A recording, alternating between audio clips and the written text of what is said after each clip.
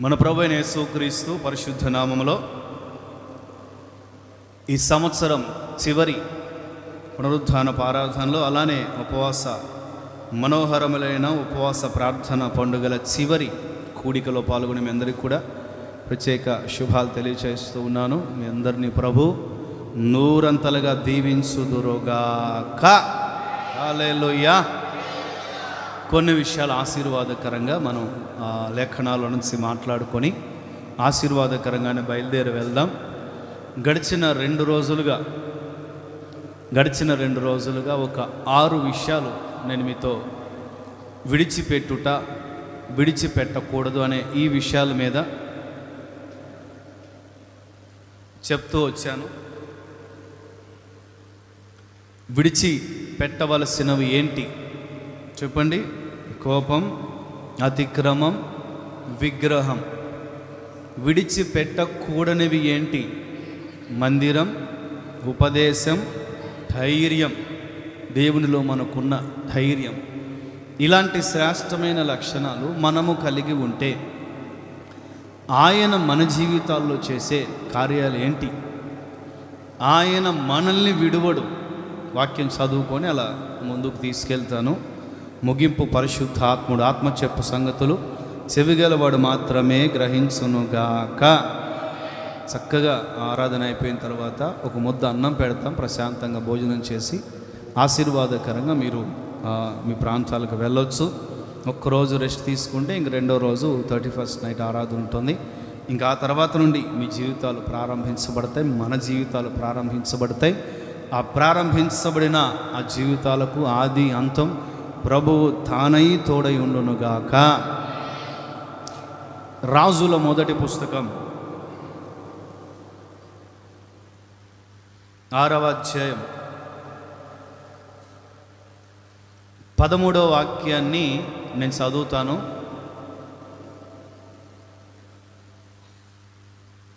రాజుల మొదటి పుస్తకం 6వ అధ్యాయం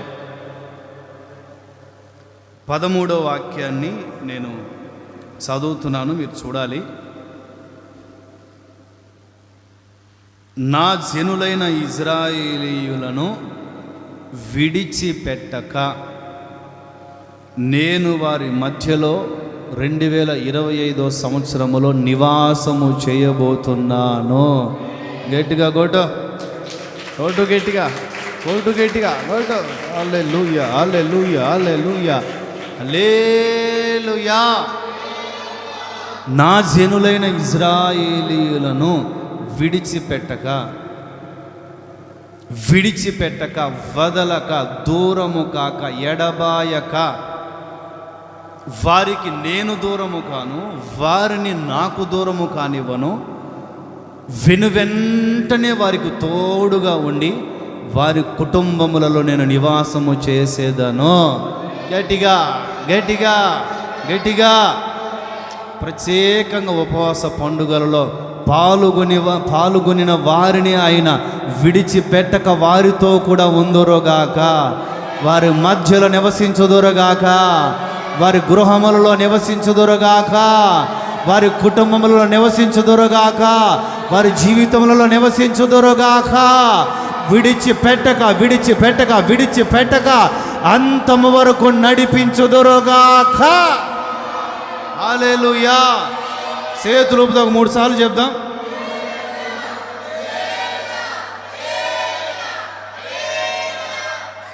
హల్లెలూయా. బాగానే ఉన్నారు ఉద్యోగంగానే, మరి ఉండాలి మరి లాస్ట్ దాకా. నా జనుల్ని నేను పొరపాటును కూడా విడిచిపెట్టను. చాలా రెఫరెన్సెస్ కానీ చాలా ఆధారాలు కానీ ఉన్నాయి. అలా పైన చెప్పుకుంటూ నేను మిమ్మల్ని దేవుని వర్తమానంలోనే నడిపిస్తాను. మనకు తెలిసిన ఒక పెద్ద ఆయన ఉన్నాడు. తనకు కలిగిన సమస్యలను బట్టి, ఇబ్బందులను బట్టి, ఇరుకులను బట్టి, నిందలను బట్టి, అవమానాలను బట్టి, కరువును బట్టి, బాధను బట్టి, వేదనను బట్టి బ్రతుకుపై విరక్తి చెంది ఉన్నాడు. ప్రార్థన మానేశాడు.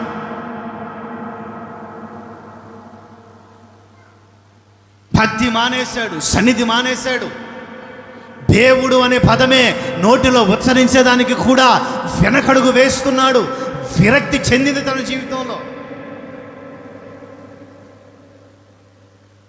శత్రువులకు భయపడి రాత్రి వేళ ధాన్యాన్ని సమకూర్చుకుంటూ ఉన్న భయపడే భయాందోళన పరిస్థితుల్లో ఒక శక్తి కలిగిన పరాక్రమవంతుడు బలహీనుడైపోయాడు. నాకు లాంటి సేవకుడు ఆయన దగ్గరికి వెళ్ళి, పరాక్రమం కలిగిన బలాక్షుడా, యెహోవా నీకు తోడై ఉన్నాడు మీరన్నారు ఆమేనని. ఆయన అనలేదే, మీరన్నారు ఆమేనని. ఆయన అనలేదే. కూర్చుకునే ధాన్యం మొత్తం పక్కన పడేసేసి, బాబావయ్య మాట్లాడావు కానీ, బాబావయ్య చెప్పావు కానీ, పెద్ద పాస్టర్లు బయలుదేరావు, పాస్టర్లు లేడు, గేస్టర్లు లేడు, మందిరం లేడు, గిందెలు లేడు, దేవుడు లేడు, వినిపించలా, గీవుడు లేడు, పెద్ద మాట్లాడావు కానీ. నిజముగా నాకు ఆయన తోడుగా ఉంటే నా పరిస్థితి ఎందుకు ఇలా అవుతుంది? క్యాలెండర్లు మారుతున్నాయి, దినములు మారుతున్నాయి, మాసములు మారుతున్నాయి, సంవత్సరములు మారుతున్నాయి, పరిస్థితుల ప్రభావమే మారట్లా. There is no change. Jehovah మమ్మును విడిచిపెట్టి ఉన్నాడు. ఏమంటున్నాడు? ఆమెనా? ఎవరు? ఏమంటున్నాడు ఆయన? యెహోవా మమ్మును విడిచిపెట్టి ఉన్నాడు. నాకు కన్ఫర్మ్ అయిపోయింది, నాకు అర్థమైపోయింది. ఇక నువ్వు నాకేం ఆశీర్వచనాలు చెప్పాల్సిన పనిలే. దేవుడు మమ్మల్ని విడిచి శత్రువులకు అప్పగించాడు. దేవుడు మమ్మల్ని ఎప్పుడో విడిచి శత్రువులకు అబంధ హస్తాల్లో పెట్టేశాడు. ఇప్పుడు శత్రువులు మమ్మల్ని బానిసలుగా చేసుకొని పాలిస్తున్నారు. శత్రువులు మమ్మల్ని వేధిస్తున్నారు. వాడి కాడి మా తల మీద భారంగా ఉంది, మా భుజముల మీద భారంగా ఉంది. దేవుడు మమ్మల్ని విడిచిపెట్టేశాడు. ఏమన్నాడండి ఆయన? మీరు తర్వాత చదువుకోండి, న్యాయాధిపతుల పుస్తకం 6వ అధ్యాయం 13లో ఉంటుంది.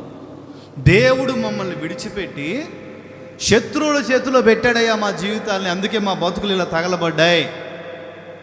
సేవకులు ఎన్నో వాగ్దానాలు ఇస్తున్నారు, సేవకులు ఎన్నో ఆదరణకర మాటలు చెప్తున్నారు. ఒక సేవకునిగా దేవుడు నీకు తోడై ఉన్నాడు అని, నువ్వు ఏ బాధల్లో ఉన్నా, నువ్వు ఏ వేదనలో ఉన్నా, ఆ పరిస్థితులన్నీ మరచిపోయి దిగమింగుకొని వాటిని మరుగు చేసి ప్రజల్ని దీవించాలనే సదుద్దేశం నీకు ఉండటం మంచిదన్నయ్య. కానీ మా జీవితంలో జరగట్లేదు కదా. దేవుడు మాకు తోడై లేడయ్యా, విడిచిపెట్టి ఉన్నాడు. ఏమంటాడు ఆయన? చెప్పాలి. దేవుడు మమ్మల్ని విడిచిపెట్టేశాడయ్యా. విరక్తి వచ్చేసింది బ్రతుకు మీద ఆ మనిషికి. ఇక దేవునికి, సన్నిధికి, ప్రభువుకి, అన్నిటికీ, దైవ కార్యక్రమాలన్నిటికీ దూరం అయిపోయాడు. బైబిల్లో మాట ఉంటుందండి,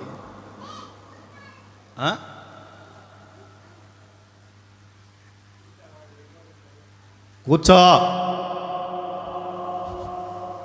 భయపడదు, పోయింది పొట్లు. మొదట్లో భయపడేది కానీ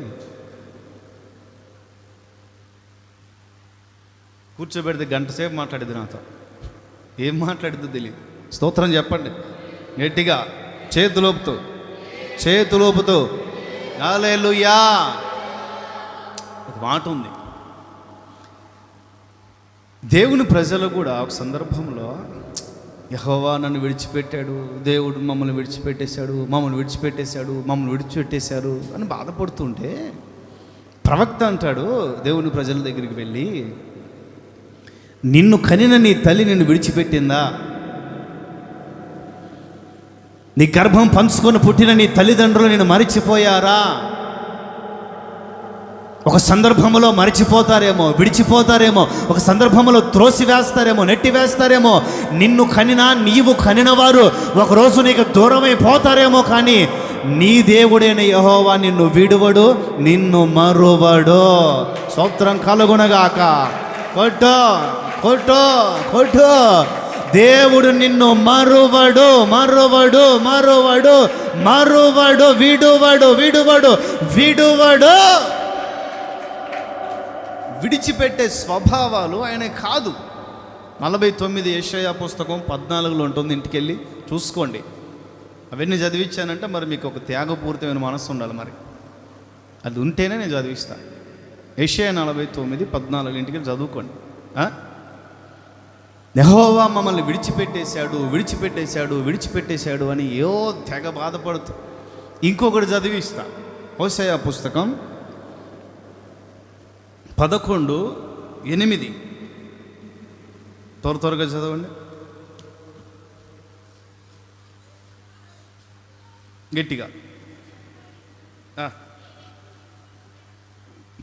ఎఫ్రాయిము, నేను నిన్ను విడిచిపెడతానని నువ్వు ఎలా ఊహించావయ్యా? చాలండి, నువ్వెలా అనుకున్నా నేను విడిచిపెడతానని? నేను నిన్ను విడిచిపెట్టే దేవుణ్ణి అని నువ్వు ఎలా అనుకున్నావు? అరే, నా రక్తముతో కడిగినది, నిన్ను పిలిచినది, ఏర్పరిచినది, నమ్మకస్తునిగా నియమించినది, నా రాజ్య వ్యాప్తి కొరకు నిన్ను కట్టుకుంటూ ఉన్నది, ఇలా మార్గ మధ్యలో విడిచిపెట్టడానికా? ఎఫ్రాయిము, నేను నిన్ను విడిచిపెడతానని నువ్వు ఎలా అనుకున్నావయ్యా? నువ్వు ఎలా అనుకున్నా? అట్లా చదువుకుంటూ వెళితే నా మనస్సు మారినది అనే పదం కనపడుతుంది. స్తోత్రం చెప్పండి. అంటే కోపం వచ్చింది దేవునికి. ప్రవక్తల గ్రంథాల్లో ఉన్న ఎఫ్రాయిం అంటే ఎవరు చెప్పండి? ప్రవక్తల గ్రంథాల్లో ఉన్న ఎఫ్రాయిము అనే ఆ పదానికి అర్థం ఏంటి తెలుసు వాళ్ళు చెప్పండి. ఎన్నిసార్లు అయినా కూడా మర్చిపోతాం కదా మనం. ప్రవక్తల గ్రంథాల్లో ఉన్న ఎఫ్రాయిము అని అంటే ఉత్తర రాజ్యం, ఇజ్రాయేలీల 10 గోత్రాలు. ఏంటది చెప్పాలి? 2 గోత్రాలు యూదా, అటువైపు ఇజ్రాయేల్ 10 గోత్రాలు ఇజ్రాయేలు అని రాయబడుతుంది చాలా చోట్ల, మరి చాలా చోట్ల ఎఫ్రాయిము అని రాయబడుతుంది. ఎందుకని? ఇజ్రాయేల్ 10 గోత్రాలకి మొట్టమొదటి రాజు ఎవరు? యెరోబాము ఎఫ్రాయిమీయుడు. చూడండి, ఇలా ప్రవక్తల గ్రంథాల్లో ఉన్న ఎఫ్రాయిం చాలా నెగిటివ్. ఈ హోషేయలోనే చాలా వ్యతిరేకమైన పదాలు రాయబడి ఉంటాయి. ఎఫ్రాయిం అన్ని జనులతో కలుసుకొనెను, ఇక్కడే ఉంటుంది హోషేయలోనే. ఎఫ్రాయిము ఎవడును తిప్పివేయని అప్పము వంటి వాడాయను. ఏంటో చెప్పండి, ఎఫ్రాయిము ఎవరంట? ఎవడు తిప్పివేయని అంటే ఒకవైపే కాలిన రొట్టెలు అంటాడు. 2 వైపులు కాలినోడు కాదు, ఒకవైపే కాలిన రొట్టెలు అంటాడు. రొట్టె 2 వైపులు కాలితేనే ఆశీర్వాదకరంగా ఉంటుంది, లేకపోతే తినటానికి అనుకూలంగా ఉంటుంది. ఒకవైపు కాలితే పచ్చిగా ఉంటుంది. ఎఫ్రాయిం అటు ఉంటాడు, ఇటు ఉంటాడు, అది అంటాడు, ఇది అంటాడు. గోడ మీద రెడీగా ఉంటాడు, ఎటు కుదురుతాడు దూకటానికి.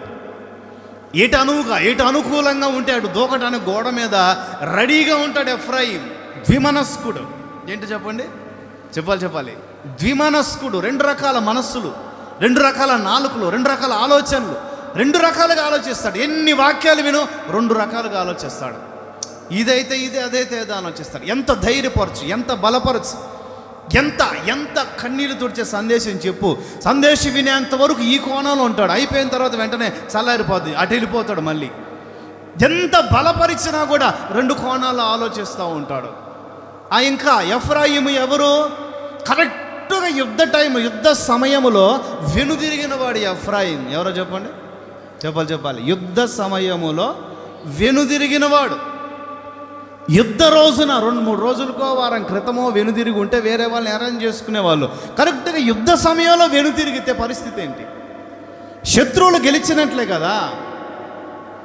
పోరాడు, ఎదిరించు, జయించు, లెమ్ము తేజరిలుమని దేవుని వాక్యములో ఎన్ని ప్రవచనాత్మకంగా ఉద్రేకపూరితమైన లేకపోతే నిన్ను ప్రేరేపించగల శక్తిగల మాటలు ఉన్నా, సేవకుల ద్వారా మాట్లాడిన ఒక రోషం క్రైస్తవుల్లో రాకపోవడానికి గల కారణాలు ఏంటి అని అంటే యుద్ధ దినమున వెనక్కి తిరిగే మనస్తత్వం, బలహీనమైన గుండె.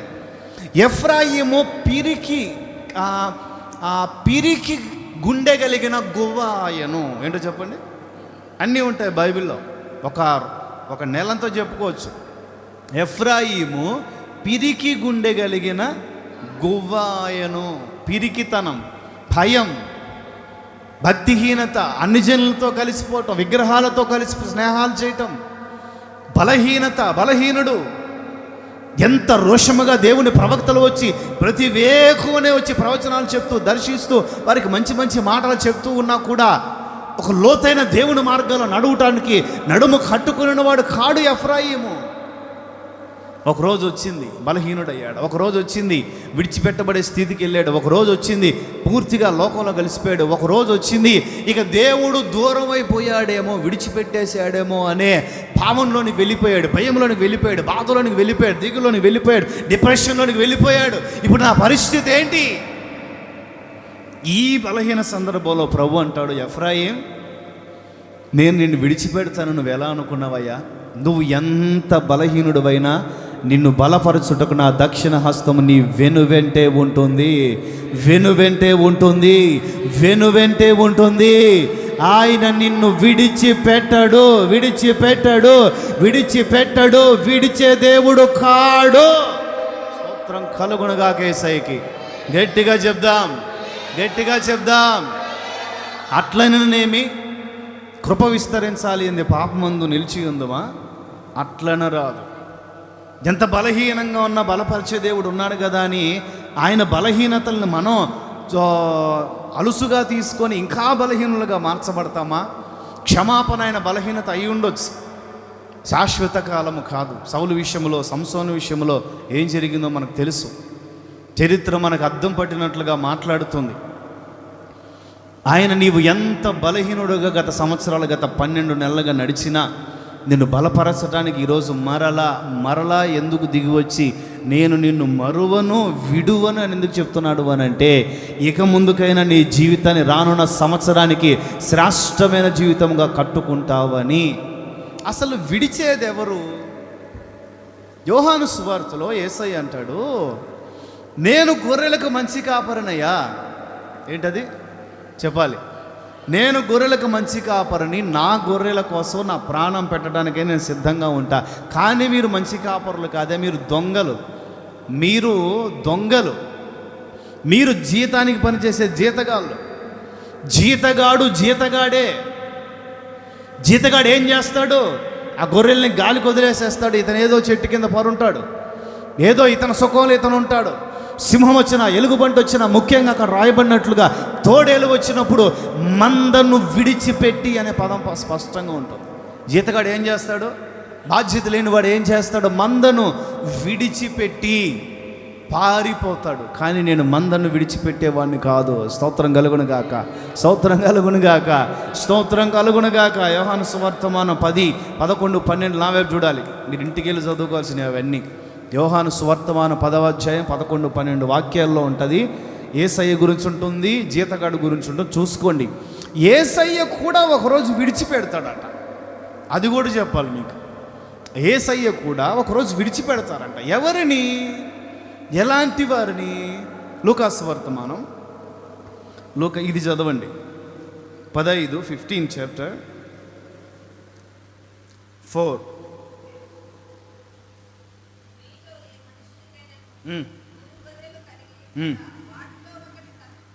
తప్పిపోయిన ఎడల 99 అరణ్యములో, అడవిలో విడిచిపెట్టి తప్పిపోయిన ఒక్క గొర్రె దొరికేంత వరకు వెతకటానికి వెళ్ళడా?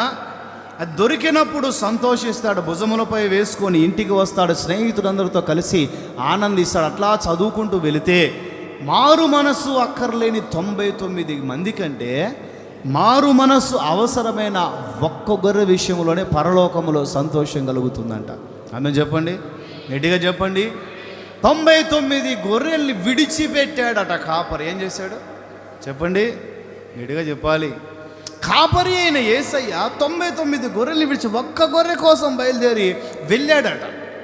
ఎందుకు 99 మందిని, 99 గొర్రెలు ఎందుకు విడిచాడంటే, ఈ గొర్రెలు కాపరి అడుగుజాడలో మాత్రమే నడుస్తాయి. కాపరి ఎక్కడ పెడితే అక్కడ ఉంటాయి. కాపరి ఏం చెప్తే అది చేస్తాయి. కాపరి కనుసందల్లో, కనుసైగల్లో పెరిగిన, చిన్నతనం నుంచే పెరిగిన, మొదటి నుంచే పెరిగిన, నిలదొక్కున, నిలబడిన, స్థిరపడిన, నాటబడిన గొర్రెలు ఈ 99 గొర్రెలు. వీటిని కొంచెం కష్టపెట్టినా, కొంచెం కొట్టినా, కొంచెం తిట్టినా, కొంచెం గద్దించినా ఎక్కడికి పోవు ఈ గొర్రెలు. ఏంటంటే అరణ్యంలో ఒక చోట ఉండి చిన్న కంచి వేసి మీరు ఇక్కడే ఉండండి, మనోడు తప్పిపోయాడు, వాడికి ఏమంటారు, ఎహెచ్కేల్ పుస్తకంలో ఉంటుంది, నేను అనకూడదు, పెద్దోళ్ళు అంటారు, కొవ్వు పెట్టిందంట. ఏంటది? అట్లా పోయింది, మరి దారి తప్పిపోయింది, పోయి తెచ్చుకొని కరిగించే కార్యక్రమాల్లో ఉంటాను, మీరందరూ ఇక్కడే ఉండండి అంటే 99 గొర్రెలు అక్కడే ఉన్నాయంట. స్తోత్రం చెప్పండి, గట్టిగా చెప్పండి. దావీదు కూడా 17వ అధ్యాయంలో సమూయేలు మొదటి పుస్తకంలో అట్లా అన్నలకు భోజనాలు తీసుకొని వెళ్ళేటప్పుడు ఏం చేశాడన్న దావీదు, తన మందను తన గొర్రెల్ని నమ్మకస్తుడైన కాపరి చేతికి అప్పగించాడు. అతడు నమ్మకస్తుడని ఆ దావీదికి కన్ఫర్మ్గా తెలుసు. తన గొర్రెల్లో ఒక్క గొర్రె కూడా హాని కలగనివ్వడని బాధ్యతగా ఒక చోట అప్పగించి సైన్యంలోనికి వెళ్తాడు, లేకపోతే వాళ్ళ అన్న దగ్గరికి భోజనాలు తీసుకొని వెళ్తాడు. గొర్రెల గురించి ఏం చింత లేదు ఆయనకి. స్తోత్రం చెప్పండి. నా గొర్రెలు నా అడుగు జాడల్లోనే ఉంటాయి, ఒక్కడు కూడా తప్పిపోదు అని ఆయనకు ఒక కన్ఫర్మేషన్ వచ్చిన గొర్రె ఏదైతే ఉంటుందో ఆ గొర్రెకి ఒక్కొక్కసారి శ్రేష్టమైన మేత పెడతాడు, ఒక్కొక్కసారి బలకరమైన మేత పెడతాడు, ఒక్కొక్కసారి శిక్ష అనే మేత కూడా పెడతాడు. ఎందుకంటే శుభ్రంగా 3 పూటలు తినేవాళ్ళు గమనించండి, బలహీనులుగా ఉంటారు, పనులు చేసేవాళ్ళు కాదు. ఎంత తింటామో అంత పని చేసుకుంటూ ఉంటే, చక్కగా అంత పని చేసుకుంటూ ఉంటే ఆరోగ్యంగా ఉంటారు. ఏ బీపీలు, షుగర్లు, ఏ సమస్యలు రావు. ఏమండి, ఎక్కువ పని చేయకుండా తక్కువగా పని చేస్తూ చెమట పట్టకుండా పని చేస్తూ 3 పూట్ల తినేవాళ్ళు గమనించండి బలహీనులుగా ఉంటారు. ఏమవుతారు చెప్పాలి? ఒక్కొక్కసారి కడుపు కాల్చాలి, ఒక్కొక్కసారి కఠినంగా నడిపించాలి, ఒక్కొక్కసారి అరణ్యంలో ముళ్ళల్లో, ఒక్కొక్కసారి కొండల్లో, ఒక్కొక్కసారి కఠినమైన మార్గాల్లో గొర్రెల్ని నడిపించాలి. ఎలా నడిపించాలో, మెల్లగా ఎలా నడిపించాలో, ఆర్భాటంగా ఎలా నడిపించాలో సమస్త విషయములో మంచి కాపరి అయిన, నిత్య కాపరి అయిన మన యేసయ్యకు తెలుసు. స్తోత్రం కలుగునుగాక. చెప్దాం గట్టిగా. అందుకే 99 గొర్రెలను ఒక సందర్భంలో విడిచిపెట్టి, ఏంటో చెప్పండి, అక్కడ వైర్లు కలిసినాయా? స్క్రూస్ దగ్గర కలవలేదుగా. విడిచిపెట్టి, ఎందుకు తిరుగుతున్నారు? కూర్చోవాలి. విడిచిపెట్టి ఏంటది? విడిచిపెడతాడు. ఒక సందర్భంలో విడిచిపెడతాడు. వీళ్ళు ఉంటారులే, వీళ్ళు స్థిరపడతారులే, వీళ్ళు నిలకడగా ఉంటారు, వీళ్ళు బాగుంటారులే, వీళ్ళు అన్ని విషయాల్లో బాగానే ఉంటారులే, ఒకరోజు నేను మరలా వీళ్ళ దగ్గరికి వస్తాను, ఆ నమ్మకం కూడా వీళ్ళకు ఉంటుందిలే అన్న వాళ్ళని విడిచిపెడతాడు. ఎలా?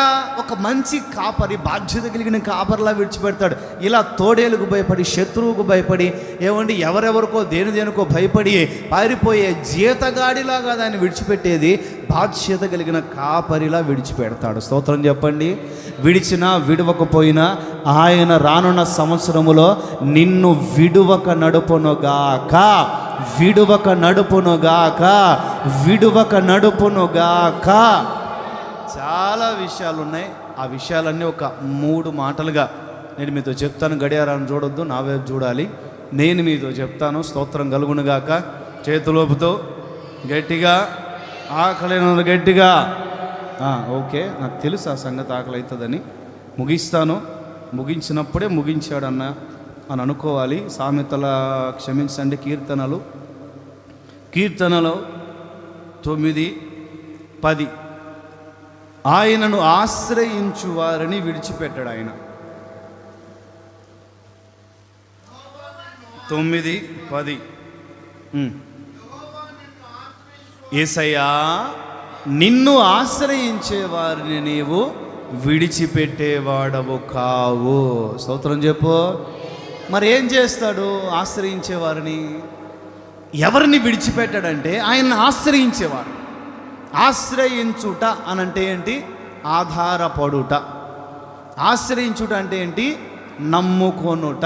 ఆధారపడుట, నమ్ముకొనుట, సహాయము కోరుకొనుట, వీటన్నిటిని కలిపి ఆశ్రయించుట అంటాం. ఏంటది చెప్పాలి? ఆశ్రయించుట అనే పదం నమ్ముకొనుట, ఆధారపడు, ఆయనపై ఆనుకొనుట. ఆయన ఎవరిని విడిచిపెట్టకుండా కాపాడుకుంటూ నడిపించుకుంటూ రానున్న దినముల్లో, సంవత్సరములలో శ్రేష్టమైన దీవెనలతో నింపుతారంటే ఆయనను ఆశ్రయించేవారిని. ఎలాంటి దీవెనలు? ఈ మొదటి విషయంలో మేలు అని నోట్ చేసుకోండి. కీర్తనలు 31:19 ఆయనను ఆశ్రయించు వారికి విడువక మేలు చేస్తాడు. 31:19 గట్టిగా.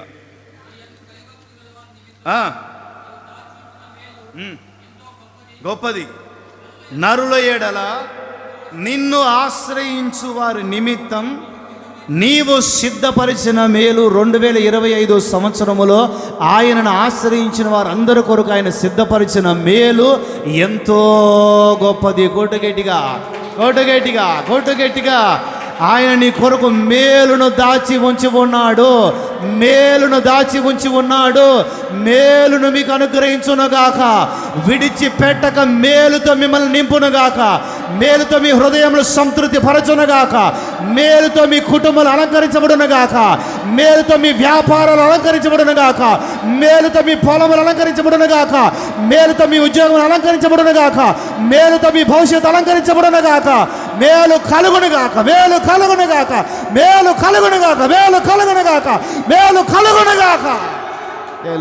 హల్లెలూయా. ఆయన్ని ఆశ్రయించే ప్రతి ఒక్కరి కోసం 2025లో మేలును సిద్ధపరిచి ఉన్నాడు ఆయన. ఆమె చెప్పండి, రెడీగా పెట్టున్నాడు ఆయన. మేలును రెడీగా సిద్ధపరుచున్నాడు ఆయన. నన్ను ఎవరు ఆశ్రయిస్తారో, నా సహాయం ఎవరు కోరుకుంటారో, ఈ సంవత్సరం ముగింపులో నా పాదాల చెంత ఎవరు వేడుకుంటారో వారికి మేలు చేయటానికి సంసిద్ధంగా ఉన్నాడు ఆయన. స్తోత్రం చెప్పు, గట్టిగా చెప్పు. హల్లెలూయా. 34వ కీర్తన 10. సింహపు పిల్లలు లేమి గలవై ఆకలిగా ఉంటాయి, కానీ యేసయ్యను ఆశ్రయించే వారికి మాత్రం ఏ మేలు కొదువై ఉండదు. ఏ మేలు కొదువై ఉంది మీకు? ఏ మేలు నిలబడి ఉంది మీకు? చూడాలి.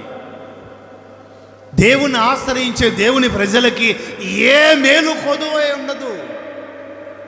అది ఏదైనా ఇంకేదైనా ఏ మేలు కావాలి అనుకున్నా, ఆరోగ్యమా, ఆశీర్వాదమా, ఆత్మీయత, ఉద్యోగాలు, వ్యాపారాలు, చేతి పనులు, కూలి పనులు, పొలములు, ఏ మేలు ఇంకా నిలబడి ఉంది? ఏ మేలు ఇంకా దూరంగా ఉంది? ఏ మేలు ఇంకా మనల్ని సమీపించకుండా ఇబ్బందికరంగా ఉంది? ఏ భారం భుజముల మీద ఉంది? ఆ భారం ఆయన చెంతకు చేర్చు, ఆయన చేతులకు అప్పగించు. ఆయన నీకు ఏ మేలు కొదువ చేయడో. చరిత్ర ఆధారాల ప్రకారం సింహపు పిల్లలకి కానీ సింహానికి కానీ ఏమండి ఏది కూడా, ఏ మాంసాహారం కానీ ఏ జీవి కూడా కొరత ఉండదట. ఎప్పుడో 24 గంటల్లో ఒక పూట మాత్రమే అది దాడికి వెళ్తుందట. అది వేటకు వెళ్ళింది అని అంటే ఖచ్చితంగా వేటను పట్టుకుంటుంది. పిల్లలు కలిగిన తల్లి అయితే వేటను పట్టుకొని తాను తిని గుహలోనికి తన పిల్లలకి తీసుకొని వెళ్తుంది. సింహపు పిల్లలు లేవి కలిగినవై ఉండవు. సింహపు పిల్లలు ఆకలితో పండుకో. ప్రపంచంలో ఎన్నో జీవులు ఎన్నో రకాలుగా తమ పిల్లలను పోషించేదానికి ప్రయత్నిస్తూనే ఉంటాయి. పిల్లలు ఉన్నత స్థాయిలో ఉండాలని ప్రతి తల్లిదండ్రులకు ఆశ ఉంటుంది, ప్రణాళిక ఉంటుంది. పిల్లల విషయంలో గర్భంలో ఉండగానే ఎన్నో ఆశలు, ఆలోచనలు పేక మేడలు కట్టుకుంటాం. కానీ పిల్లలు కలిగిన తర్వాత అవన్నీ కూడా పేక మేడల్లానే కూలిపోతూ ఉన్నాయా? లేకపోతే స్థిరమైన కట్టడం వలె మీ ఆలోచనలు, మీ ఆశలని పిల్లల జీవితాలు నెరవేరి సంతోషపడుతున్నామా? సింహపు పిల్లలైనా కూడా మేలు లేకుండా ఉంటాయేమో కానీ మీ పిల్లలు మేలు లేకుండా ఉండరు. మీ పిల్లలు మేలు కలుగునగాక. మీ పిల్లలకి, మీ సంతతికి మేలు కలుగునగాక.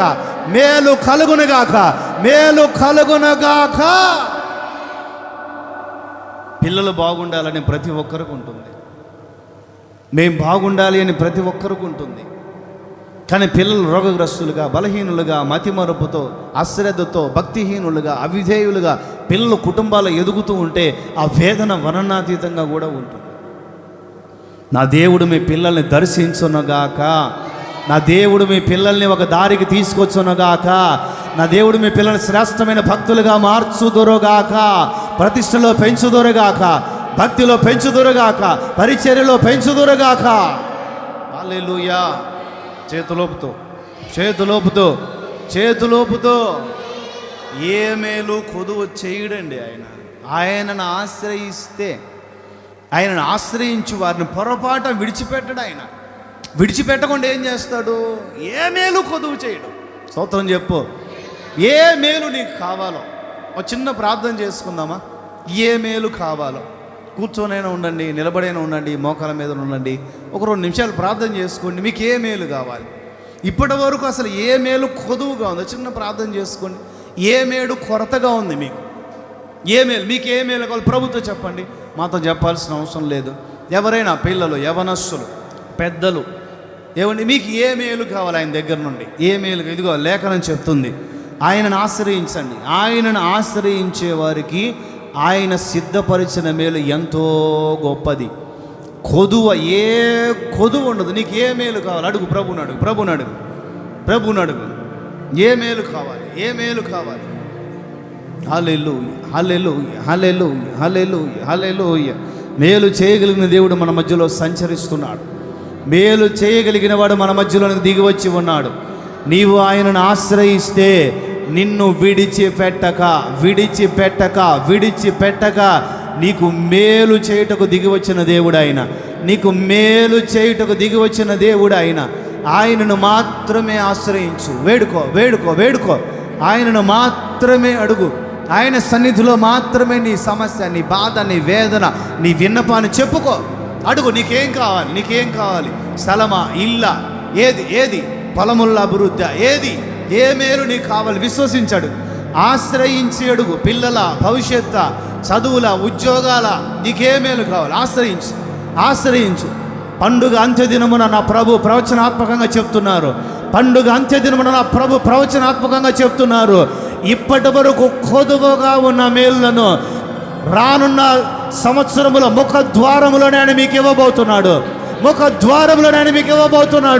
సంవత్సర ప్రారంభంలోనే మీకు దయచేయబోతున్నాడు.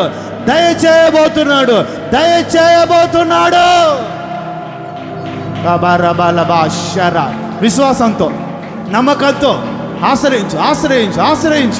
హల్లెలూయా, హల్లెలూయా, హల్లెలూయా, హల్లెలూయా, హల్లెలూయా, హల్లెలూయా, హల్లెలూయా, హల్లెలూయా, హల్లెలూయా, హల్లెలూయా, హల్లెలూయా, హల్లెలూయా.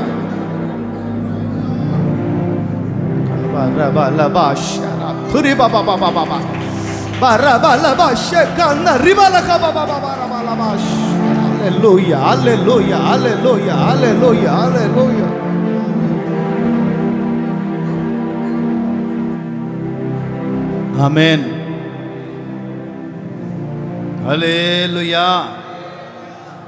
కొరతగా ఉందని బాధపడటమో, వేదన పడటమో, దిగులు పడటమో, కన్నీరు కార్చడమో, ఎందుకు లేదు అని దిగులు చెందడమో, విరక్తి చెందడమో, గిద్యోనులాగా బతుకు మీద విరక్తి పుట్టి దేవుణ్ణి ఏమాత్రం ఆశ్రయించకుండా శ్రేష్టమైన భక్తుడైన, శ్రేష్టమైన పరాక్రమశాలి అయిన పిరికితనంతో నింపబడి రాత్రివేళ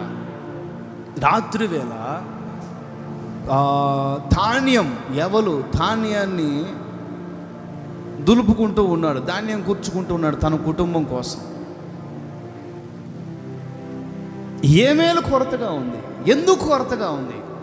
ఎందుకు మనం దేవుని ఆశ్రయించలేకపోతున్నాం, అడగలేకపోతున్నాం, వేడుకోలేకపోతున్నాం? ఇది ఉపవాస ప్రార్థనలు కదా. ఎంతమంది మనం చాలామంది ఇంటికెళ్ళారు.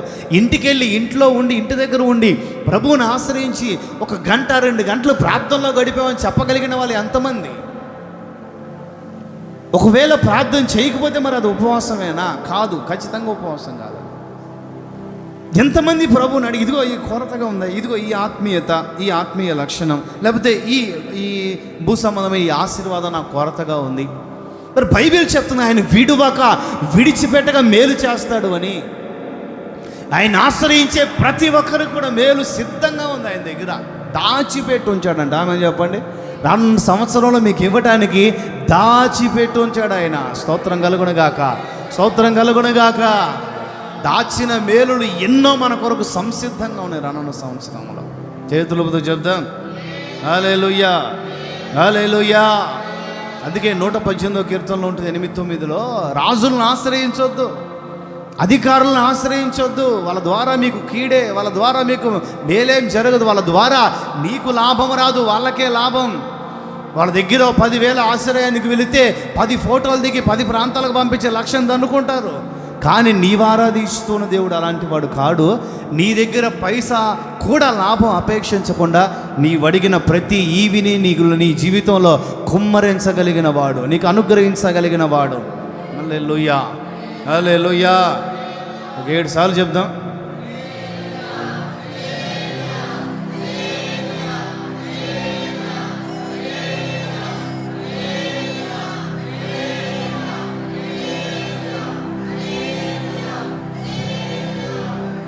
హల్లెలూయా. ఎజ్రా కూడా అంటాడు, చదువుదాం. ఎజ్రా చాలా బాగుంటుంది అది. 118, 8, 9 నోట్ చేసుకోండి. 34, 10, 31, 19 కీర్తనలు ఇవన్నీ నోట్ చేసుకోండి. ఎజ్రా 8, 22 చదువుదాం.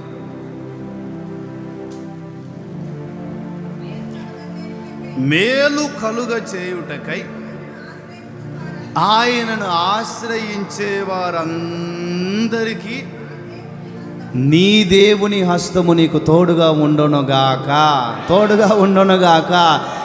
ఆయనను ఆశ్రయించిన నీకు నా దేవుని హస్తము తోడుగా ఉండునుగాక. హల్లెలూయా. మేలు కలుగ చేయగలిగిన దేవుడు. విడిచిపెట్టక ఏం చేస్తాడు ఆయన? అందరు చెప్పండి.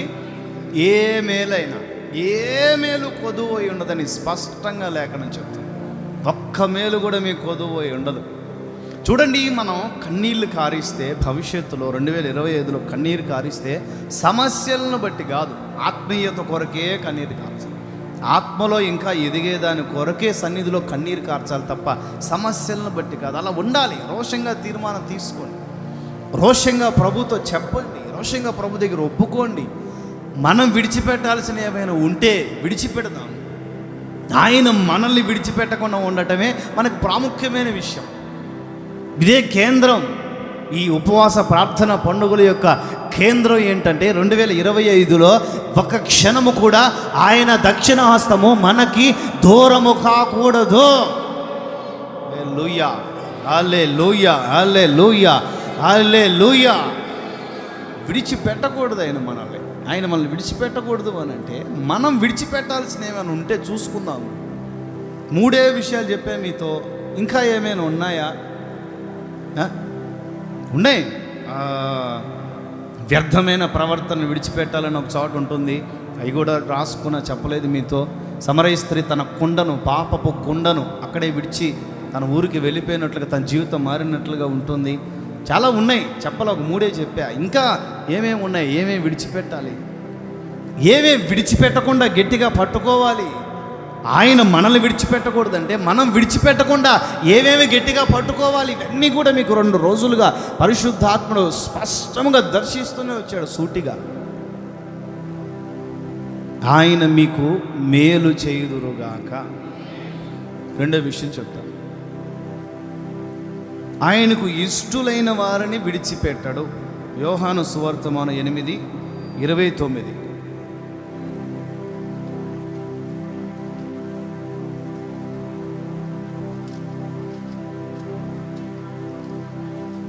ఆ 8:29. నన్ను పంపిన దేవుడు నాకు తోడై ఉన్నాడు.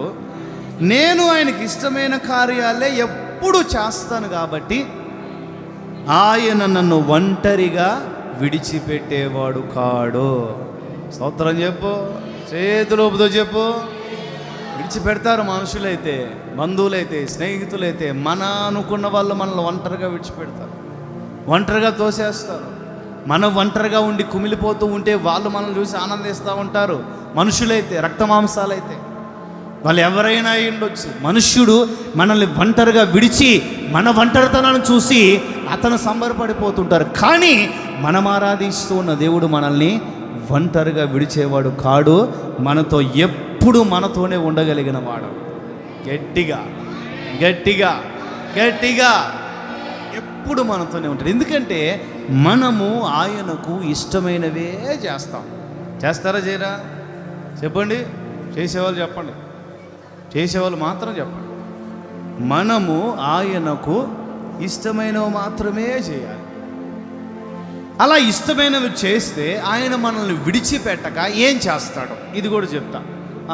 కీర్తనలు 18:19. ఓ మహాభక్తుని గురించి ఈరోజు కొన్ని విషయాలు మాట్లాడుకుందాం. కొంచెమే చెప్తాను. 18:19.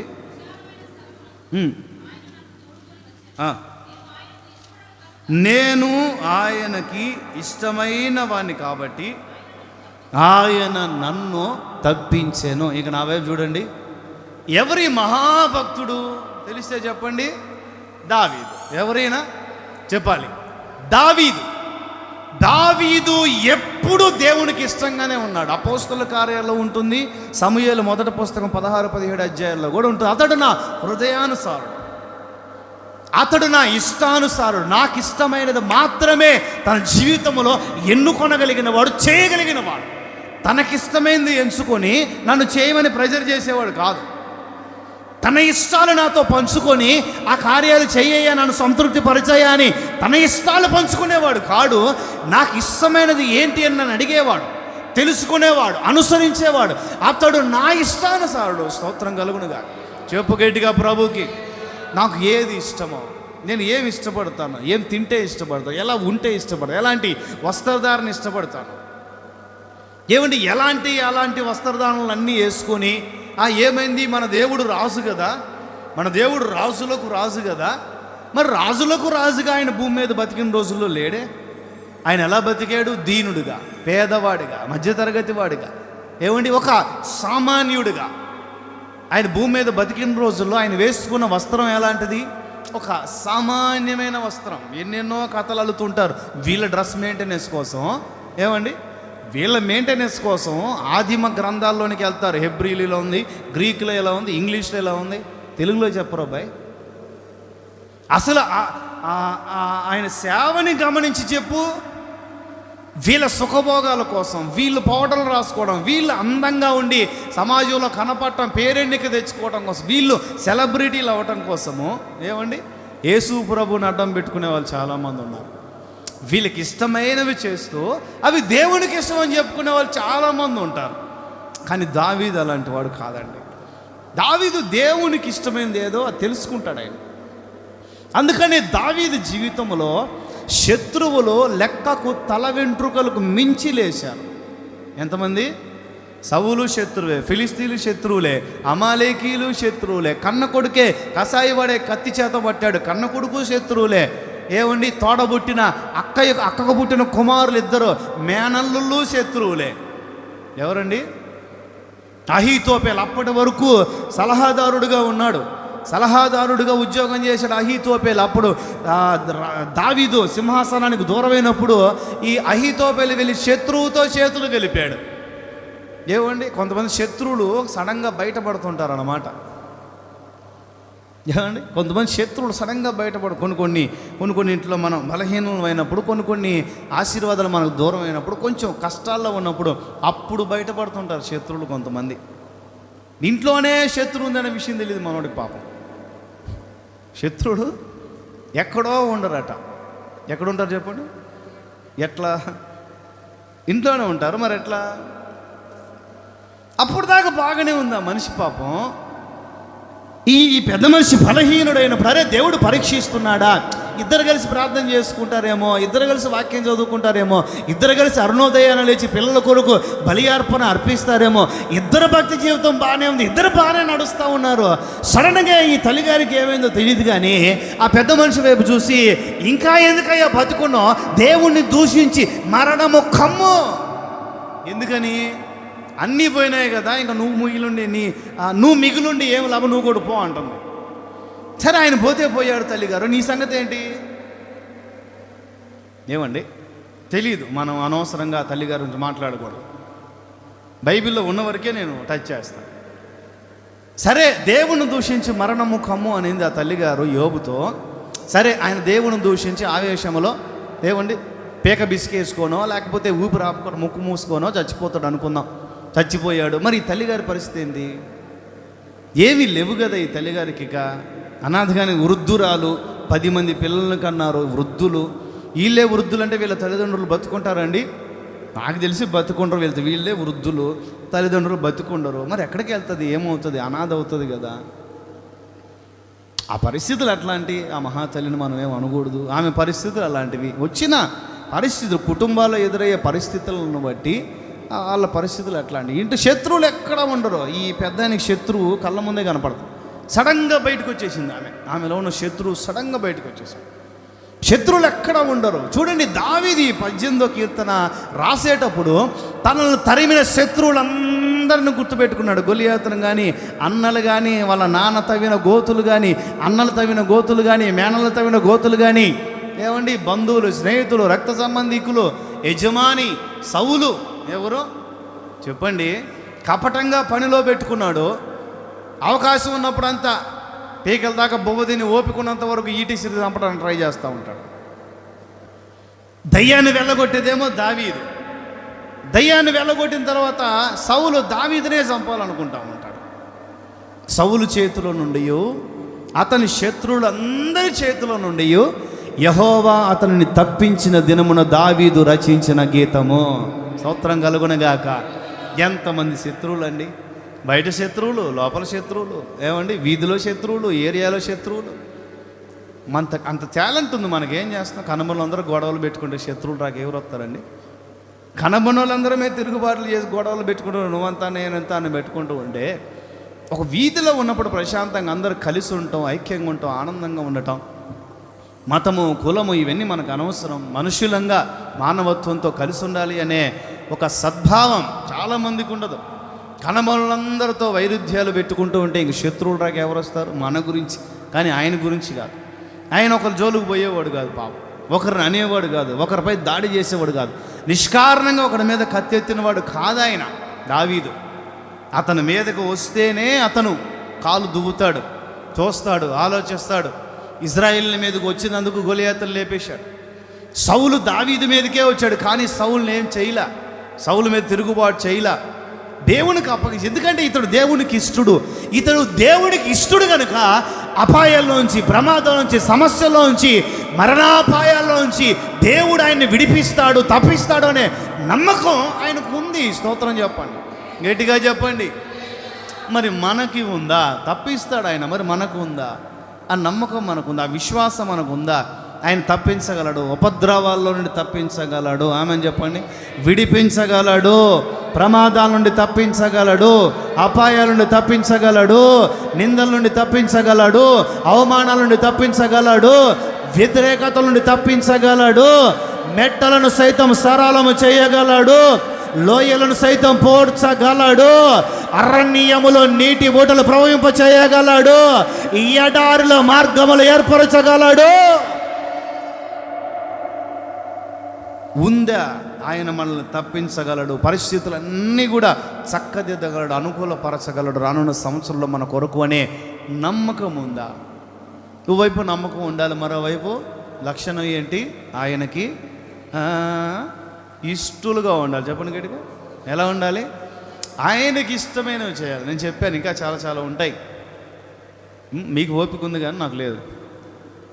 ఇంకా చాలా చాలా ఉంటాయి. మనకిష్టమైనవన్నీ మనం చేస్తూ దేవునికి ఇది ఇష్టం అని అనుకోకూడదు. మనకిష్టమైన వాళ్ళని మనం ఎన్నిక చేసుకొని ఇది దేవుని చిత్తమే.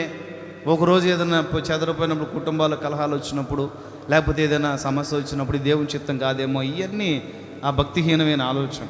ఇవన్నీ దేవుడు మెచ్చుకునేవి కాదు.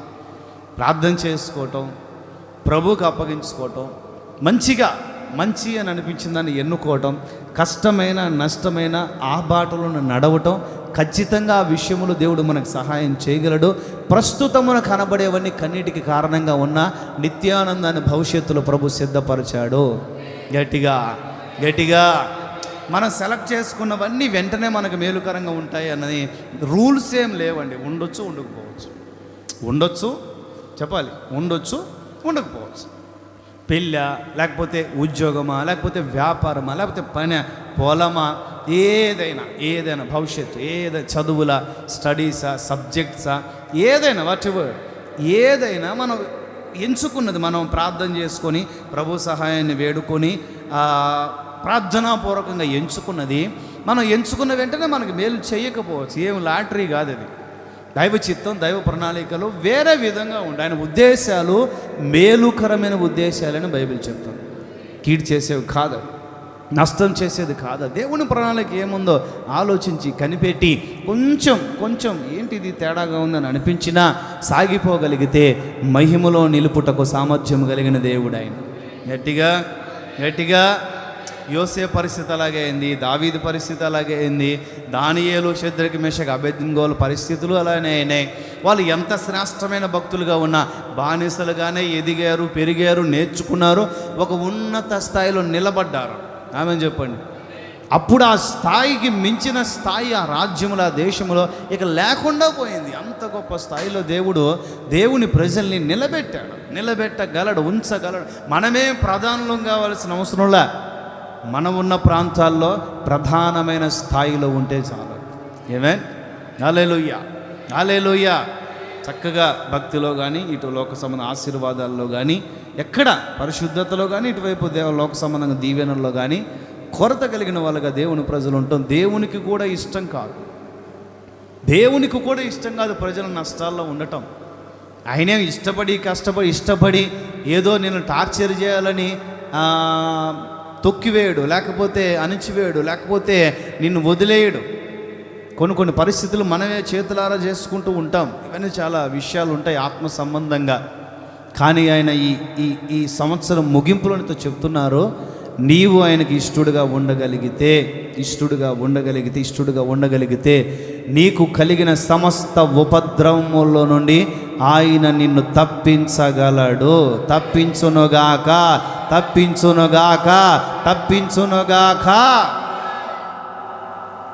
ఎన్నోసార్లు దావీదు, ఒకసారి అయితే పరాక్రమం కలిగిన వాడు ఆయన. ఎలాంటి వాడు? ఆయన గురించి గుర్తుపెట్టుకోవాలి మనం. కత్తి పట్టినా, కలము పట్టినా మనోడికి, పెద్ద ఆయనకి చెప్పాలి, తిరుగులేదు. ఏంటది? తిరుగులేదు. పెద్ద ఆయన కత్తి పట్టినా, కలము పట్టినా తిరుగులేదు. ఒకసారి సౌలు దగ్గర నుంచి పారిపోతూ శత్రురాజు దగ్గర చేరాడు. పాతకాలంలో ఫ్రెండ్స్ ఏమో, లేకపోతే చిన్నతనం నుండి ఏమన్నా మంచి వడంబడికలు ఎదిగారో మనకు తెలియదు. కానీ శత్రురాజు కాదు, ఓకే క్షమించండి, ఆయన ఆయా ప్రాంతాల్లో తిరుగుతా సంచరిస్తూ ఉంటే శత్రువులు పట్టుకొని వెళ్ళారు. ఏమైంది చెప్పాలి? శత్రువులు దావీదును పట్టుకొని వెళ్ళారు. పట్టుకొని రాజు ముందు నిలబెట్టారు. అయ్యా, మనోడు ఫిలిస్తీన్ల వాళ్ళు, మనోడు గొలియాతును చంపినోడు ఇతనే. దావీదు 10,000 సౌలు 1,000 అనే కీర్తనలు పాడారు కదా. డోక్రా గ్రూప్ అంతా ఇదిగో ఈ కుర్రోడు గురించే, ఇతని గురించే, ఇదిగో ఇతనే, ఈ మనిషే, వేసేద్దామా.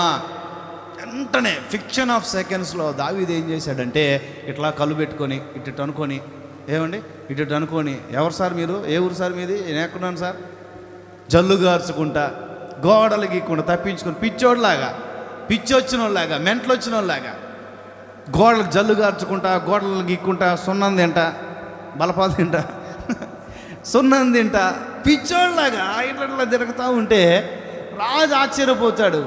మీరు తీసుకొచ్చింది దావీదు అని పేరు కలిగిన వాడిన, గొలియాతును చంపిన దావీదునా? మర్యాద చెప్పండి, లేకపోతే మెడక మీద తలకాయ ఉండదు అంటాడు ఆయన. సార్ నిజం సార్, గుమ్మం దాకా బాగానే ఉన్నాడు సార్, ఈ మనిషి ఇప్పుడు ఏమైంది అర్థం కావట్లేదు సార్. మాతో మాట్లాడాడు సార్, వదిలేయండి రా బాబు, నాకు వేరే పనులు ఉన్నాయి అన్నాడు సార్. మాతో మాట్లాడాడు సార్, ముచ్చటించాడు సార్. లేదు రాజు దగ్గర మేము బహుమానం పొందాలి, రాజుకు నేను అప్పగించాలి, నువ్వేమైపోయినా మాది ఎవరే, నాకు తప్పించుకునే తెలివితేటలు చాలా ఉన్నాయి, దేవుడు నాకు ఇచ్చాడు, మీరు ఇరుక్కుంటారు రాబాయ్, వదిలేయండి రాబాయ్. ఎంత బతిలాలో వినలా. గుమ్మం దాకా బాగానే ఉన్నాడు సార్, ఇక్కడికి వచ్చేసరికి ఏమైపోయిందో అర్థం కావట్లేదు సార్. పిచ్చోడ్లాగా, మెంటలు వచ్చినోళ్ళలాగా జల్లు గార్చుకుంటూ అట్లా జరుగుతూ ఉంటే మీరు మర్యాదగా ఇప్పటికిప్పుడు ఇతను తీసుకెళ్ళి ఊరు చివరి వదిలేస్తే మీరు బతుకుతారు. లేదంటే మీ ఉద్యోగాలు పోతే, మీ జీవితాలు పోతే. మర్యాదగా తిక్కలతో మాట్లాడండి. నేనేమన్నా చిన్నపిల్లని అనుకుంటున్నారా, అల్పమైన రాజును అనుకుంటున్నారా? మెంటల్ వాళ్ళకి తీర్పు తీర్చడానికి, డీలింగ్ చేయడానికి, చంపితే చంపేళ్ళే, తీసుకెళ్ళిపోండి అని చెప్తే దావీదుని తీసుకెళ్ళి ఊరు చివర అట్లా ఈసిరేస్తే నీకంతే కళ్ళు మూసుకున్నాడు. కింద పడినంత వరకు పోయారు లేదు అని చూశాడు. వాళ్ళు వెనక్కి తిరిగేసరికి ఇంక మనోడు పరిగి. ఇంకా స్తోత్రం చెప్పండి గట్టిగా. ప్రాణాపాయాల నుంచి, ఆపాయాల నుంచి, ఫ్రిక్షన్ ఆఫ్ సెకండ్స్లో ఆలోచనలు చెప్పి నడిపిన దేవుడు, విడిపించిన దేవుడు, శత్రువుల నుండి తప్పించిన దేవుడు ఆయన. హల్లెలూయా, హల్లెలూయా. సౌలు చేతిలో నుంచి ఎన్నో సందర్భాలు, ఎన్నో గుహల్లో, నాయనా సౌలా ఎందుకయ్యా నన్ను పక్షిని తరిమినట్లుగా, కంజు పిట్టను తరిమినట్లుగా తరుముతున్నావు? మిన్నల్లి లాంటి ఉన్నాయా, పేను లాంటి ఉన్నాయా, కుక్కితో చచ్చిపోగలిగిన పేను లాంటి ఉన్నాయా? నా కుటుంబం ఏ పాటిదయ్యా, నేను ఏ పాటి వాడినయ్యా? నీలాంటి మహారాజు నన్ను తరమొచ్చునా? ఈ డైలాగులన్నీ వేసిన తర్వాత సౌలు ఏమంటాడు, నాయనా నువ్వు నాకంటే నీతిమంతుడు, నువ్వు నాకంటే భక్తిపరుడివి, నేను నీకు అపకారం చేసి నువ్వు నాకు ఉపకారం చేసావు అన్నీ అంటాడు. పాపం దయ్యం పట్టిన వాళ్ళు నిలకడగా ఉండలేరండి. పాపం దయ్యం పట్టిన వాళ్ళు నిలకడగా ఉండలేరు. అన్నీ బాగానే చెప్తాడు, బాధపడతాడు, పశ్చాత్తపడతాడు, వెళ్దాం పదండ్రా అబ్బాయి అని చెప్పి వెళ్ళిపోతాడు. రాత్రి నిద్రపోతాడు. మళ్ళీ పొద్దున్నే పదండ్రా దావీదుని దొరకదని లేస్తాడు. మళ్ళీ పొద్దున్నే టిఫిన్ చేసి దావీదుని దొరకడానికి బయలుదేరతాడు. దావీదు తిరగని కొండ లేదు, గుహ లేదు, అరణ్యం లేదు, అడవి లేదండి. దేనికి? టూరిజంకా? సౌలుకు భయపడి ఎన్ని గుహలు, ఎన్ని అరణ్యాలు, ఎన్ని ప్రాంతాలు. చివరికి తాను హతం చేయవలసిన శత్రువుల నీడనే ఆశ్రయించేంత పరిస్థితుల్లోనికి దావీదు వెళ్ళిపోయాడండి. ఇతరులకి కీడు చేయటం ఇష్టం లేక అన్నీ గుర్తున్నాయి ఆయనకి. ఈ కీర్తనని అతను తనంతా స్థిరపడిన తర్వాత, తన పరిస్థితులన్నీ బాగున్న తర్వాత అన్నీ తలపోసుకుంటూ అక్కడ, అందుకే ముఖద్వారంలో రాయబడి ఉంటుంది, అతని శత్రువులందరి చేతిలో నుండి, సౌలు చేతిలో నుండి యెహోవా అతన్ని తప్పించిన దినమున దావీదు రాసుకున్న కీర్తన. ఏవండి, కనీసం మనం సాక్ష్యమైన చెప్తున్నామండి? సాక్ష్యమైన చెప్తున్నాం, ఒకళ్ళిద్దరు లేస్తారు. సాక్ష్యమైన చెప్తున్నాం. సంవత్సరం అంతా ప్రభు మనల్ని నడిపిన రీతి తలంచుకుంటూ, ప్రభు మనల్ని విడిపించిన రీతి తలంచుకుంటూ, ప్రభు మనల్ని బ్రతికించిన రీతి తలంచుకుంటూ, తప్పించిన రీతిని తలపోస్తూ స్తోత్రం చెప్పండి, గట్టిగా చెప్పండి. ఆయనకి ఇష్టులైన వారిని ఆయన విడిచిపెట్టాడు. మరి ఏం చేస్తాడు? తప్పిస్తాడు. శత్రువుల చేతిలో నుండి, శత్రువైన దుష్టుని చేతిలో ఉన్న దేవుడు మిమ్మల్ని తప్పించునుగాక. ఆయన చేతిలో శత్రువు లోక సంబంధంగా ఎన్ని ప్రణాళికలు వేస్తున్నారో, మీ జీవితాల్లో కూడా శత్రువైన సాతాను అతని ప్లానింగ్లో అతను ఉండొచ్చు. దేవుని ప్రణాళికల వైపు నీ వైపు పనిచేయాలని ఇష్టపడుతూ ఉంటే, దుష్టుడు కూడా కొన్ని ప్రణాళికలు నీ విషయాల్లో వేసుకుంటూ ఉంటే, మరి నీవు ఏ ప్రణాళిక తల ఉంచుతావు? ఎవరికి ఇష్టానుసారంగా నీ మొగ్గు చూపుతావు? ఎవరికి ఇష్టానుసారంగా నీ నడిపింపును కొనసాగించుకుంటావో మరి నీ ఇష్టం. సరే, దేవునికి ఇష్టలుగా ఉంటే ఇంకొక విషయం ఏం జరుగుతుంది?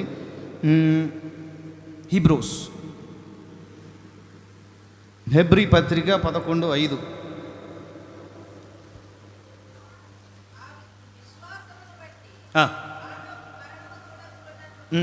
కొనిపోబడ్డాడు.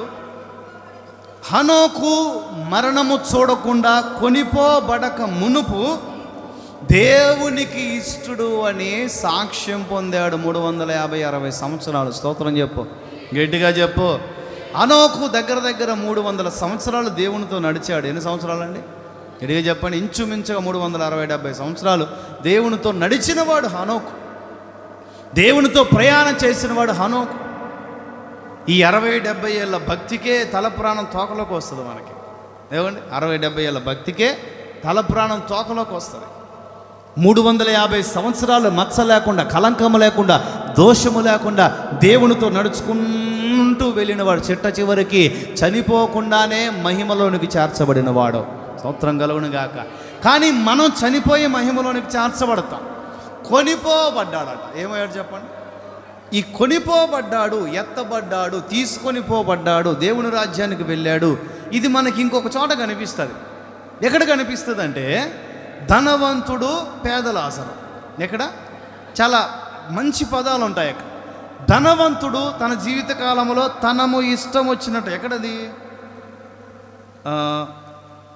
లూకాసు వర్తమానం తెలుసా మీకు? లూకాసు వర్తమానం. హల్లెలూయా. ఈ ఇష్టం అనేది గుర్తొచ్చిందా అండి? 16 చదవండి.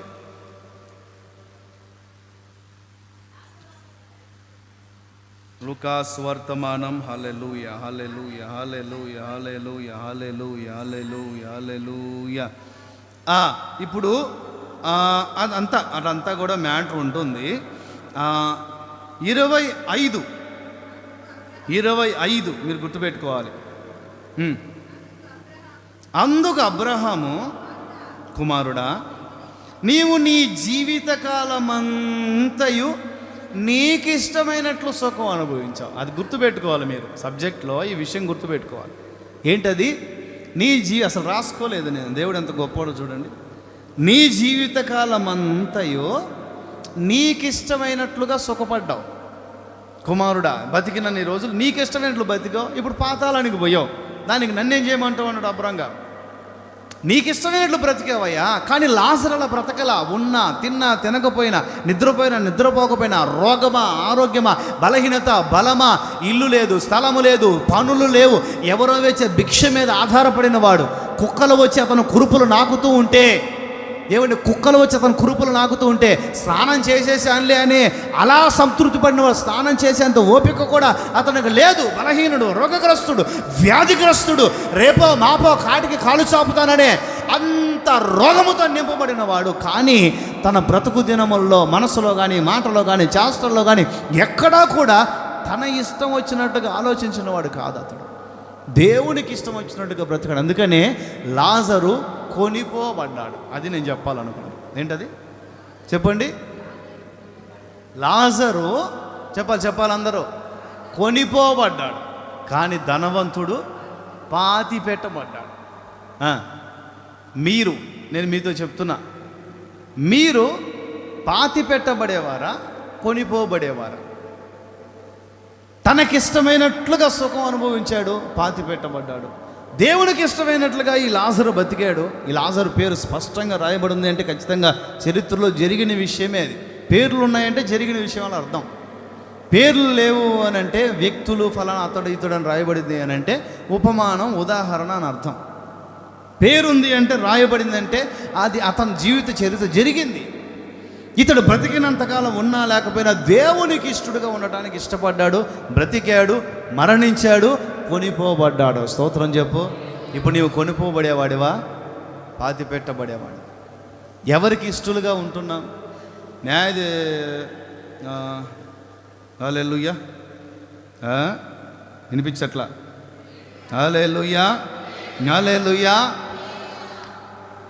హనోకు కానీ లాజరు కానీ కొనిపోబడక మునుపు దేవునికి ఇష్టలుగా బ్రతికారు. మనం కొనిపోబడే వేళ ఒకరోజు వస్తుంది, మనం పాతి పెట్టబడతాం భూ సంబంధంగా. కానీ ఆత్మ సంబంధంగా ఒకరోజు యేసయ్య మహిమను ధరించిన యోధులతో వచ్చినప్పుడు మనము కొనిపోబడాలి. ఎలా ఏంటో చెప్పండి. కొనిపోబడాలి అని అంటే భూమి మీద బతుకున్న రోజుల్లో దేవునికి ఇష్టలుగా ఉండాలి. దేవునికి మాత్రమే కాదు, ఎస్తేరు పుస్తకం 10 చివరి వాక్యం 3వ వాక్యం ప్రకారం మనుషులకు కూడా ఇష్టలుగా ఉండాలంట. ఎస్తేరు పుస్తకం 10:3లో ఉంటుంది, తర్వాత చూసుకోండి. అక్కడ ఏముంటుంది? మొర్దెకై ఈ వ్యక్తి, ఈ పెద్ద మనిషి, ఈ మొర్దెకై అనే పెద్ద మనిషి అతని దేశంలో ఉన్న వారందరికీ ఇష్టుడట. ఏంటది? ఇంట్లో ఉన్న వాళ్ళకే ఇష్టంగా ఉంటారు కొంతమంది. పాపం కొన్ని జీవితాలు అంతే, దాన్ని తలరాత అంటారు, ఏం చేయలేము. ఇంట్లో ఉన్న వాళ్ళకే ఇష్టలుగా ఉండరు కొంతమంది, మూర్ఖులుగా, బాధ పెట్టే వాళ్ళుగా, ఏమండి తిరుగుబాట్లు చేసేవాళ్ళుగా. మనం సంఘములో ఉండే సేవకులకే ఇష్టలుగా లేకపోతే సమాజంలో ప్రజలకు ఇష్టలుగా ఎలా ఉండగలుగుతాం? ప్రజలకు ఇష్టలుగా ఉండాలంటే లోక సంబంధంగా ఉండమని కాదు, ప్రజలను సంతోషపరచాలని, దేవుణ్ణి దూరం చేసుకోమని కాదు. అది ప్రజల దృష్టిలో మంచిగా, సద్భావంతో, సత్ప్రవర్తనతో, నీతి నిజాయితీలతో మన జీవితాలను కట్టుకుంటూ ఉంటే మనం ఎక్కడుంటే అక్కడ మంచి సాక్ష్యం కలుగుతుంది. ఇష్టడుగా చాలామంది ఇష్టపడతారు మనల్ని, మనతో మాట్లాడటానికి, ముచ్చటించడానికి, లేకపోతే మనకి ఏమైనా విషయాలు చెప్పడానికి, లేకపోతే మనకి ప్రార్థన అవసరతలు కోరుకోవటానికి మన దగ్గర నుండి ఇష్టపడతారు. ఏంటది? దేవునికి ఇష్టలుగా ఉండాలి. మనుషులకు కూడా కొంతమందికి మనకు అవసరమైన, మనకు అనుకూలమైన, మనకు అనువైన ఆ మనుషులకి ఏం చేయాలి? ఇష్టలుగా ఉండాలి. 3వ చెప్పు ముగించమంటారా? ఇప్పుడే ముగించమంటారా? ఏమండి? 1 గంట 3 నిమిషాల 50 సెకండ్లు, 52, 53, 54. వింటారా? తింటారా? చెప్పాలి. నువ్వు టిఫిన్ చేసావు, మరి అలా ఏం చేయలే, నన్నేం చేయమంటా? కీర్తనలు 16:10 చిన్న విషయం చెప్పి ముగిస్తా. 16:10 పరిశుద్ధులను విడిచిపెట్టడు. కీర్తనలు 16:10.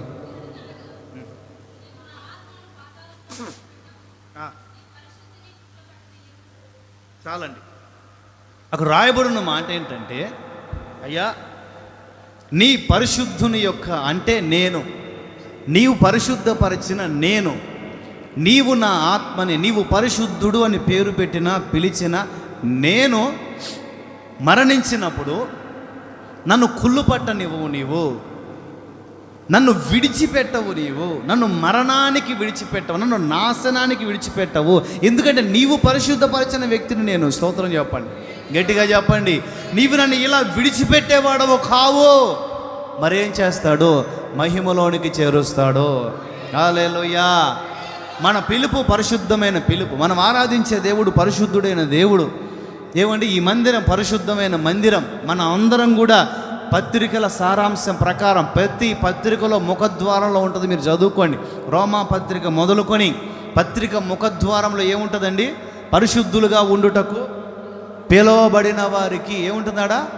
పరిశుద్ధులుగా ఉండుటకు పిలువబడిన వారు, పరిశుద్ధులుగా ఉండుటకు పిలువబడిన వారికి పరిశుద్ధులు పరిశుద్ధులు పరిశుద్ధులు అని మనము భూమి మీద పిలువబడాలి, అలా చలామణి అవ్వాలి. పరిశుద్ధుడైన దేవుని సన్నిధిలో పరిశుద్ధమైన రాజ్యములో చేర్చబడాలి. ప్రతిదీ కూడా పరిశుద్ధతకి లింకప్ అయి ఉండాలి. ఏమై ఉండాలి? కలిసి ఉండాలి పరిశుద్ధతతో. ప్రతి విషయంలో పరిశుద్ధమై ఉండాలి. తినే తిండి ఏమండి, ఇటు పరిశుద్ధత కొంచెం కాపాడుకోవాలి. తిండి విషయాల్లో, వస్త్రధారణ, భాష, మాటలు, ఆలోచనలు, నిద్ర, అన్ని విషయాల్లో పరిశుద్ధతను పకడ్బందీగా కాపాడుకో. ప్రాకారము వలె పరిశుద్ధతను మనం ధరించుకొని ఉండాలి. తెల్లని వస్త్రాలు పరిశుద్ధతకు సూచన అని మనకు తెలుసు. పరలోక రాజ్యానికి వెళ్ళిన తర్వాత మనకు ఇవ్వబడే వస్త్రాలు ఏంటి? తెల్లని వస్త్రాలే కదా. అంటే దానికి అర్థం ఏంటి? పరిశుద్ధమైన వస్త్రాలు. ఆయన తెల్లని వస్త్రములు కలిగిన వాడు, తెల్లని జుట్టు కలిగిన వాడట. ఆయన ఉన్నిని పోలిన జుట్టు కలిగిన వాడు. స్తోత్రం చెప్పండి. అప్ టు బాటం పరిశుద్ధతయే ఆయనకు నిత్య నివాసమై ఉన్నది. ఆయన పరిశుద్ధుడు. ఆమేన్.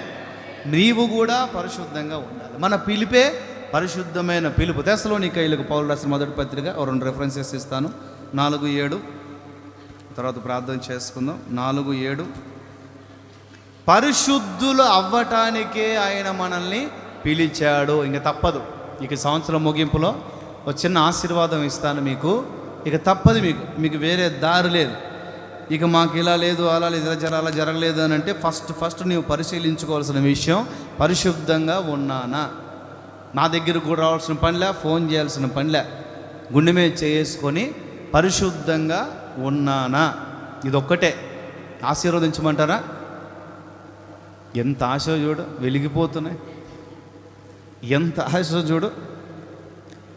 అదే పత్రిక 5:23